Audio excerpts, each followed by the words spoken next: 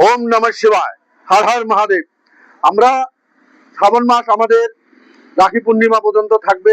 আগামীকাল সোমবার সূর্য ওঠার সঙ্গেই বাবা রুদ্রনাথের জল অভিষেক ও বেলপাতা দিয়ে পূজা স্টার্ট হবে। তারপর আমাদের রুদ্রনাথ মন্দিরে প্রসাদ বিতরণ হবে। সন্ধ্যা হইতে বাবা রুদ্রনাথের সন্ধ্যা আরতি, তার সঙ্গেই আমাদের ভজন কীর্তনের প্রোগ্রাম থাকবে। সন্ধ্যাবেলা প্রদীপ জ্বালানো হবে। আমি রুদ্রনাথ মন্দির কমিটির তরফ থেকে সকল সনাতনী ভক্তদের রুদ্রনাথ মন্দিরে আসার জন্য নিমন্ত্রণ করব। সবাই আসবেন প্রসাদ নিতে, আর একটা করে প্রদীপ জ্বালানোর জন্য সবাই আসবেন।